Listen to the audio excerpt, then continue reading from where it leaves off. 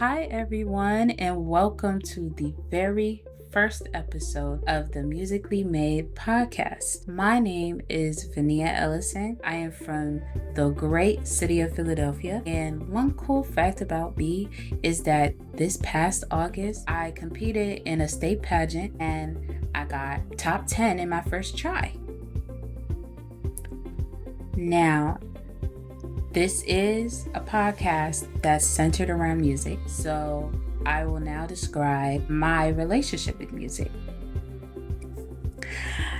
I first started playing the clarinet when I was in the 6th grade. It was actually pretty crazy. I think my mom signed me up because I think I expressed interest, but I didn't do it. So a teacher came to a classroom that I was in and called me to the auditorium so I could get my first lesson. Then I fell in love with the clarinet after that. But once I entered high school in 9th grade, I found out that my music teacher was gonna let me play more than one instrument. So I saw the saxophone and I said, I wanna try this one.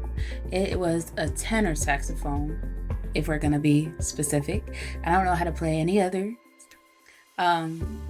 Tenor saxophone stole my heart. In the 10th grade, I think I was definitely balancing both tenor saxophone and clarinet. Clarinet, obviously, I had more experience on it.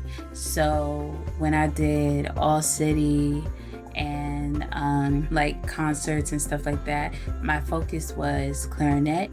However, school concerts, I would switch back and forth from clarinet to saxophone, just because the school I went to, the band program wasn't really fleshed out. It wasn't that many students participating in it, so I think it helped that I flip-flopped instruments. But yeah, then I want to say in 12th grade, definitely in 12th grade, I decided to put the clarinet down so that I can focus more on the saxophone, just because I don't know, the connection I felt with when I played the saxophone, and how Black people just have a special connection to jazz music. That was something that I really wanted to focus on and explore more. So yeah, in 12th grade, I had the opportunity to do some gigs and things of that nature, and it was really fun. Even got paid for them. So that's my relationship with music. Now, just so that, you guys can get a better gist of what this podcast means to me and what I want to do with it and what it's supposed to kind of look like going forward, I'm going to read off this little mission statement that I created. Musically Made Podcast aims to provide visibility to what I like to call pre-established artists through interviews with yours truly. With weekly episodes, the goal is to target people looking for new music and industry professionals seeking a fresh sound. In addition, I'll be sharing experiences I had in musical settings and weekly playlists curated by my listeners. I also want to bridge the gap from grind to goals by sharing industry tips from established artists and professionals as well, but that part will come in due time. So hopefully that helps, you guys understand the direction I want to take this podcast in. And there's so much more that I want to do with it too. Not that I can necessarily disclose right now, because, I like the element of surprise. I like just popping out with stuff. So yeah, I hope that, this podcast fulfills me, and I hope that it allows for helping people, because that's something I am passionate about, and I hope that it helps me grow my love for music even more. Alrighty, everyone, and this is going to be the part of the episode where I talk about my time at the HBCU Festival. If you don't know what the HBCU Festival is, it is held every year at the Mann Center in Philadelphia. And what they do is basically they bring a bunch of schools, companies together at the Mann Center, and they put on this big thing so that, Philly students could learn more about HBCUs. And of course, I went because I knew that the performances were going to be good. I knew that NCAT's drumline was going to be there. I knew that my school, Howard University's gospel choir, was going to be there. So I guess those were like two of my biggest factors of going, but I don't regret going at all. I suggest that if you are in Philly area or surrounding areas and you're able to make it next year, please, please, please, please do. So I'm gonna start by talking about my experience getting there. So I don't drive. However, the Mann Center provided free transportation from a couple of locations throughout the city. I and my brother, we went to the Stephen Klein Wellness Center location, which was not that far from our high school program. And so we took SEPTA there, then we got on the bus from the Mann, which was, a regular old cheese bus, nothing special, but it makes all the difference for free transportation. You know what I'm saying? Me and my little brother, we ended up having the whole bus to ourselves, which was good for me because I have a little bit of anxiety when it comes to like new people and people I don't know. I'm usually quiet like a lot, and I stay to myself when I'm in like overwhelming situations like that. But anyway, yeah, we get there. It took maybe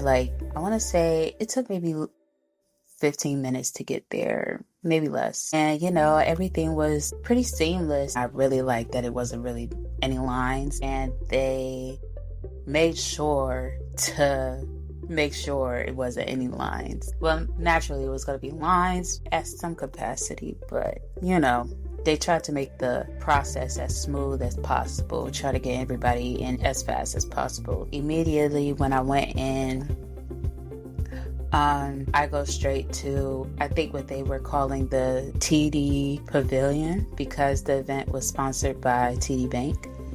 I went there because that's where all the performances were.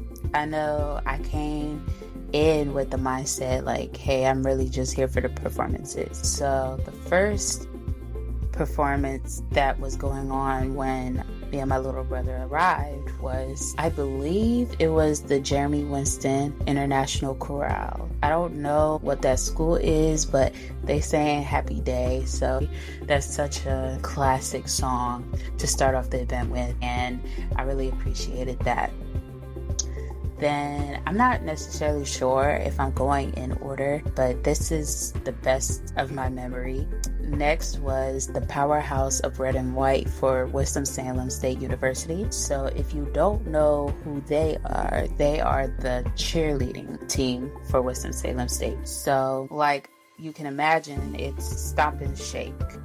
If you don't know what that is, Stomp and Shake is just a style of cheering. It's like predominantly seen amongst African American cheer teams. It's like, they're digging in their diaphragms, yelling, using deep voices, stomping and shaking, like literally, you know what I'm saying? So that's what the Powerhouse of Red and White represented there. And then after that, it wasn't a school, it was an organization that's in Philadelphia. I believe it's called Project Positive, and they had a guest named Bruce Pop Johnson. So they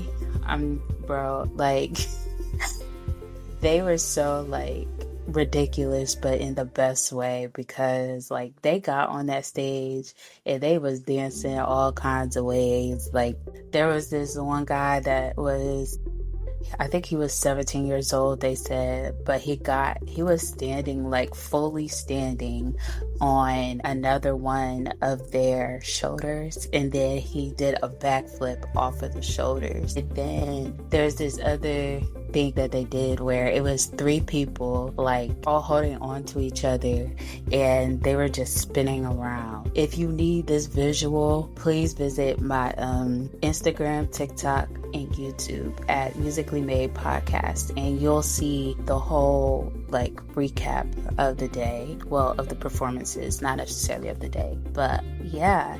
And then after them, it was the Cold Steel Drumline and Cool Miss Dancers from North Carolina A&T. So, fun fact, my mom, she's a flight attendant, right? So my mom, she had a flight from Greensboro, North Carolina to here. And I guess if you put two and two together, you can figure out that the drumline and the dancers were on that flight. And my mom, she told me that they had asked her to say their chant over the loudspeaker in the plane, and she had let them. Now, I'm not going to say their chant because I don't go there. I go to Howard. So, yeah, I'm sure they enjoyed themselves on that flight because of my mother. So, shout out to her. And I'm trying to think. But, you know, there's not really much to say about them. They always have performed well. Over the years, a lot of drumlines look up to them. How their time slot was, they got to perform and then they took a break, and then after the break they came back and did a drum clinic with anybody that was in the area. There was a couple high school bands there. The Mann Center has its own drum line, so I can imagine that, you know, those specific people were at the drum clinic. But while that was going on, I decided to do my little roaming because, you know, it's so much more to offer than just the performances there. I went to the college fair where it was a whole bunch of schools, and to name a few off the top of my head, I know Morgan was there, my school Howard was there, FAMU was there, Morris Brown College, and you know, you can't forget like the state HBCUs, Cheney and Lincoln, they were there as well.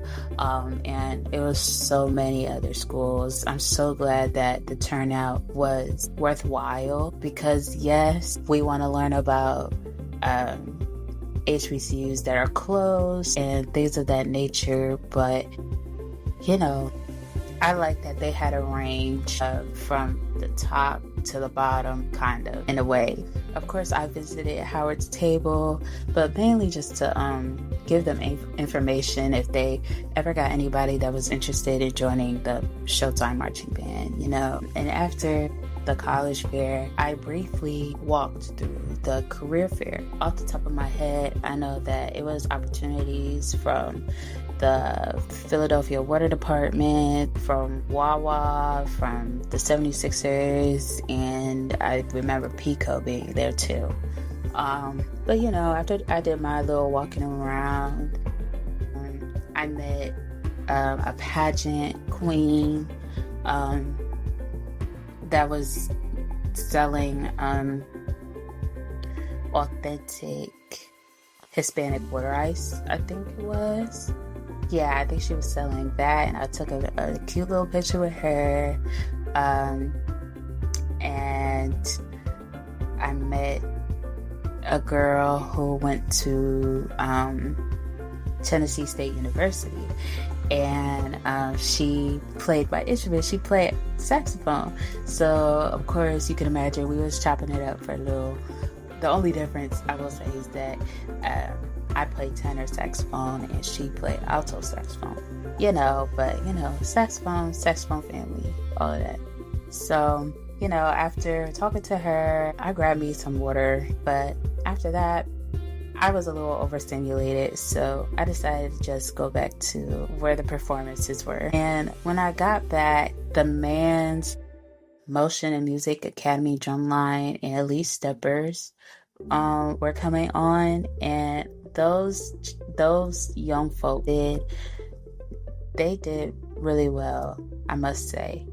There was two cymbal girls, and they did like, if you know, like patty cake, like they did patty cake with the cymbals. I have not ever seen that in my 3 seasons of marching band, or you know, watching videos of other collegiate marching bands. Like, I have never seen anything like that. I think they were just like having fun. I don't know if that was rehearsed or not, but I really did appreciate it. And then after that, it was a lot of like breaks in between the performances. Within one of the breaks, one of the dancers from Project Positive dressed up as a Michael Jackson impersonator, and he danced to Billie Jean. He did so good. After that, time was winding down. The bus was supposed to come back and pick us up at 4. It's like 3:30, 3:45. Like, I really need for my school's gospel choir to come on before I leave, because I know I would have been so upset if I left without seeing my own school's gospel choir. As a band student in the springtime, we would rehearse on Tuesdays and Thursdays, which also happened to be the gospel choir's rehearsal days. So usually on Tuesdays and Thursdays, we would have to gather our stuff and hurry up and get out so that the gospel choir could come in after us. And sometimes if I had the free time, I would sit and listen to them rehearse, because they always sounded so good. But I've never had the opportunity to see them actually perform until this HBCU festival. So I am grateful that I have that experience. I don't know if I'm going to have it again until I'm good and graduated, but yes, they did so well, and I wouldn't trade that experience for anything. Basically, that was my experience at the HBCU Festival at the Mann. In a nutshell, I enjoyed my time there. I don't regret taking the time out of a Saturday to go up there. And I strongly suggest that next year, if you're in high school, if you know anybody in high school in Philadelphia or in the Philadelphia area or in surrounding areas, I highly suggest y'all take the time to go to this event next year. I've been watching this festival happen for a couple years now. I'm not sure how old it is, but I remember last year being a little sad that I wasn't able to go, but this year I was able to go. I made it, and I'm grateful that I did. Well, with all that being said, that's all for this week. Please make sure that you follow at Musically Made Podcasts on Instagram, TikTok, and YouTube to stay up to date on the latest episodes and content that I'm going to have for y'all. I hope to see you all next week.